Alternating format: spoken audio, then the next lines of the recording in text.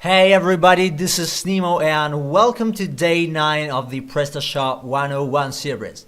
Today we will have a look at how to manage orders in Prestashop, and this is a pretty fundamental feature you want to cover since, well, you have a web shop and you want to sell stuff, right? So you want to know how to manage your customers' orders. So now let's get started.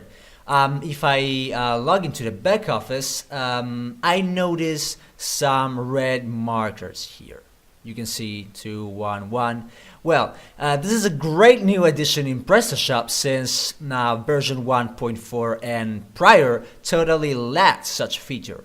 Now, starting from the left, we have the number of new orders, the number of new customers, and new messages received by customers themselves. So let's begin by having a look at orders. So I have to click on the little icon here, and a little box pops out, and now it's listing the number of latest order received. I can read the order number, the total paid, and the customer who bought. I can also view this order, so let's click here and view this order. Now, there are lots of information here, but don't be afraid, we will cover them all. So, starting from the top left, we have the order number or ID, the code, and the name of the customer who bought. Then, on the same line in the right side, we can add a new product to this order, and this was not available in prior versions of Prestashop. We can go back to the list, and another new feature, we can check out about orders in the Prestashop help. Next, in the next line, we have some data about this order, such as the date when the order was placed, the number of messages, new messages about this customer, and the number of products, the total paid, and so. And finally, in the right hand side, we will be able to print out invoices, delivery slips, and to print out the order page itself. So let's move on. The next important thing, which is the first thing to notice, is the order status, which is this one. You can see right now it's saying awaiting check payment. That means the customer chose to pay by check, but he hasn't paid the due sum yet. And with this kind of payment method, such as check, bank wire, or for example phone payments, you will have to manually update the order status to payment received as soon as you receive the payment. Of course, though there is no other way to track it. And eventually you can also steal your customers' money and never change it. Maybe use the cash and have some cool vacation at Hawaii. But I know the customer paid. Therefore, I will change the status to payment accepted by clicking here, payment accepted, add. Wait till the page reloads. It's taking so much time because I set up SMTP for the email, and at this moment the system has just sent out an email to the customer which has been told the order status of his order has changed. Also, the page has changed a bit. As you can see now, you can view the invoice here, and this is a PDF of the invoice, and it's the very same invoice the customer will be able to see. Then under payment here, which was empty before, the paid amount has been added, and of course you can see all the payment details, such as a transaction ID if there was any, the amount paid, and the invoice number it is attached to. You can also see this. You can see credit card number not defined, card brand, expiration date, etc. Of course, you can set these things up in some other place. Let's go ahead. Now, you can also, by the way, add new payments, but if I were to do this now, the order will be overpaid, so I will not do it. Okay, so the order has been paid, and what I am interested in is the shipping method of this order. So I know the customer chose the Lightspeed carrier, and I can also add, if I want, when I will send the order, a tracking number here. We'll see this later on. I want to know if the customer chose to receive his package in a recycled fashion, and if he wants gift wrapping.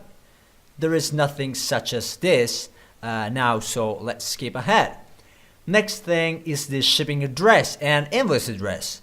I know that most of the times these are the same, but be sure which is one and which is the other. Then finally, what is the most important thing about an order is what exactly the customer ordered. And always check these values many times so that you're sure the price is correct, you still have available quantities, or else if you want to restock your products. And so you can also choose to edit this if you want, like the customer asks you to edit the quantity. Maybe he decided to buy two quantities of the same product, and so you can add it this way. You can see update here, but I will not do this now. And lastly, I want to check out if the customer sent me any message. So in this case, it seems that it didn't choose I forgot to do it when creating the order, the gift wrapping, but he's saying, please, I like the gift wrapping to have a Christmas mood, and always pay attention to customer messages. When you read it, be sure you check this green mark as viewed, and you can see it's no more highlighted. Now let's go ahead and set the order status. I'm pretty quick, so I will set the order status to let's see, preparation in progress. Let's wait for the email to be sent, and now you can see stuff on the page change again, since at this point a delivery slip becomes available, so that you can attach it, you can print it out and attach it along with the package if you want. Now let's say I am so quick, I already sent the package, so I'm going to set the order status to ship add, so that the customer can receive an email with the updated status. As I said before, you should set up a tracking number. Now, if you don't know how to set up tracking links, be sure you check out lesson 7, I believe, about carriers, so you know how to do that. And this tracking number will appear in the order detail. I will input some I will input some random numbers here.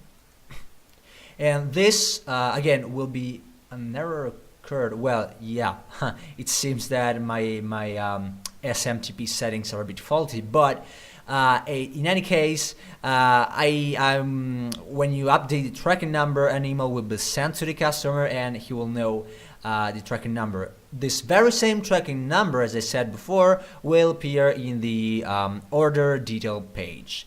And eventually, if you set up the correct tracking link, the customer will be able to click there and see the tracking for this package in the carrier site itself. So now, since the customer chose this fancy Lightspeed carrier, I know this carrier is fast, and I know the package has been delivered. So I will set the order status to delivered, excuse me, and add. And finally, Prestashop added the order data to the stats, so you can go ahead and check out statistics, and they will be updated with this order details. Now, I think we are okay with this order now. However, I can see there are some new messages here too, which I haven't checked out yet. So I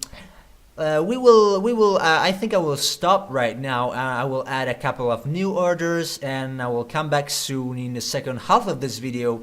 We will be talking about we will dive deep into order statuses and advanced features like refunds and order creations. So see you in a while. Okay, so welcome back to the second part of the video, and let's see what these messages are about. So a new message poster in your shop. Let's see, it should be this one. I just placed some dummy orders, and let's see. Yes, so it seems that I've been taken to the customer service page, especially in the at the specific message view, and I can see here some data about the author, which is John Doe, and the subject, the ID, and the actual message. You can see it reads, "The item is broken, I'd like to have my money back." So the customer is complaining about this order, and he wants to be refunded since the item he received is broken. So how do we deal with refunds? First off, let's head to orders, merchandise returns. And we have to turn on enable returns so that the customer can actually go to the order detail page and ask for a refund and return the products. So I will enable returns, and you can also set up the time limit of validity for this feature. I will go ahead and save, and now I'm in my my customer's order history. I will refresh the page, and if I click again here and scroll down, you can see here if you wish to return one or more products, please mark the corresponding boxes and provide an explanation for the return. So I want to return this product, the Apple Shuffle Green, and say the item is broken. Of course, you should have done this before so that the customer would have not had to add another message, but this is okay, just for demonstration purposes. So make an RMA slip, and now I have the slip. You can see it's waiting for confirmation. So let's head back to orders, merchandise returns, and you can see this one has been added here. So I will go ahead and click on it, and I will set it, let's say that we just received the package, so okay, save. Now now that this has been accepted, let's go back to the order, and let me click again here and see the order. So as you can see here, we should actually fix this thing here because it's saying return 0 at the moment, and we want the exact data to be saved in the database. So how do we deal with it? Well, we have to first click on return products here. So we're brought to this little form. I will I will enter 1 as the quantity for this product to be returned, and then we have some options here. We can choose first if we want to restock the product, but this is not the case since we know it's broken. We can generate a credit slip for the customer if you want to refund him directly and do not generate a voucher, or you can actually generate a voucher code or a discount so that let's say you force the customer to buy again from you using this code.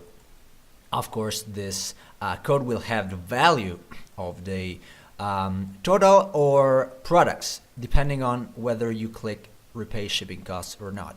I will click on generate a credit slip for now, and I will repay the shipping cost.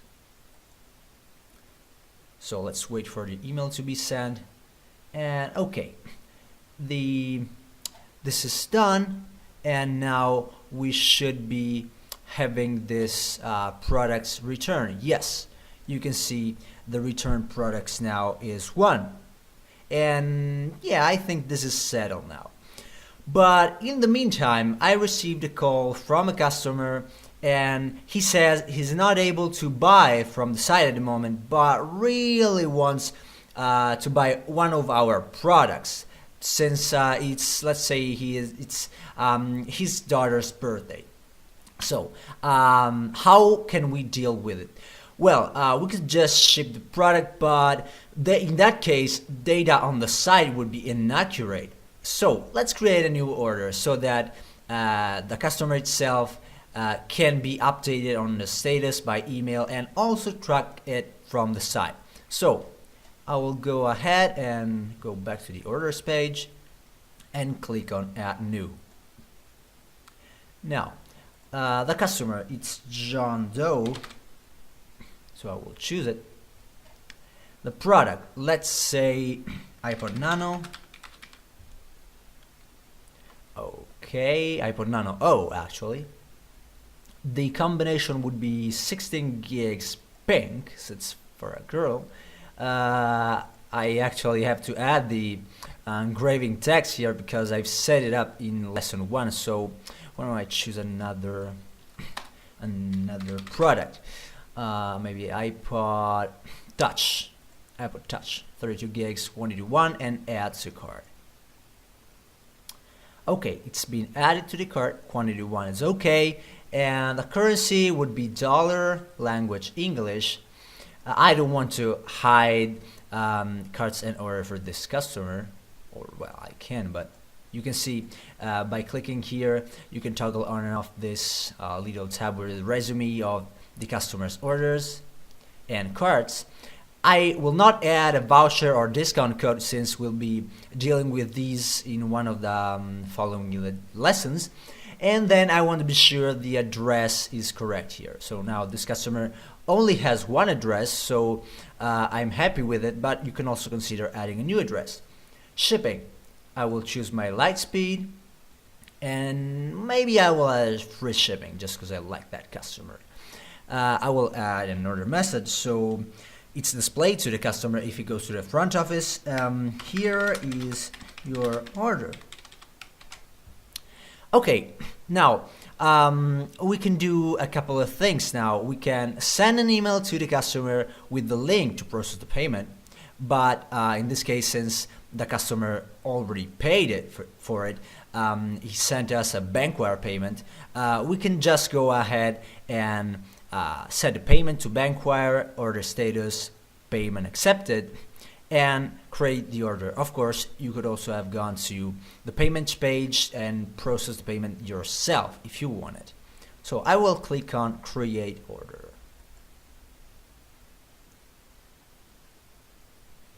Waiting for the email, and okay, now there it is, the order has been created.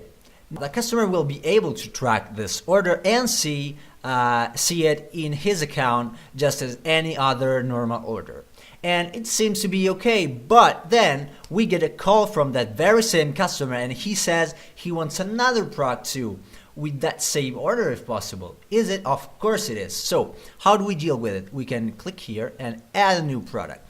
Let's say let's add a bulking folio, maybe. Yes. And there, quantity 1, we can have the total here. We can choose another invoice if we want to and add this product. Wait for it to load, and there, it is done. It's as simple as it is. So now we might think we can sit down and take a cup of coffee, or we could if that damn customer didn't call again saying her daughter just bought that iPod Touch while she was out shopping with her mother. Oh gosh. Now you may have a serious wish of killing your customer, but don't do it. Let's refund him as he asks. So let's go above here and do a partial refund. So now I'll wait. Before this, you will notice that the bulking has not been paid yet. So before actually refunding, let's just fix it by adding another payment here. So you can also add the transaction ID if you have any, and add. Okay, so as I said, go to partial refund, and so he wants to be refunded for this iPod Touch, and the amount will be the very same here. Okay, so I will generate a voucher since he agreed on that. He said he wants to buy from my store again in the future, and I will go ahead and click partial refund. And okay, we're pretty much done with it. Now, as a last thing, let's have a look at order statuses. Let's say you have a big sales department and they bounce the order one another before sending it to the customer. Now, you want the customer to be informed about the necessary steps. So let's add new status, orders and statuses. Add new. By the way, notice that you can also add return statuses.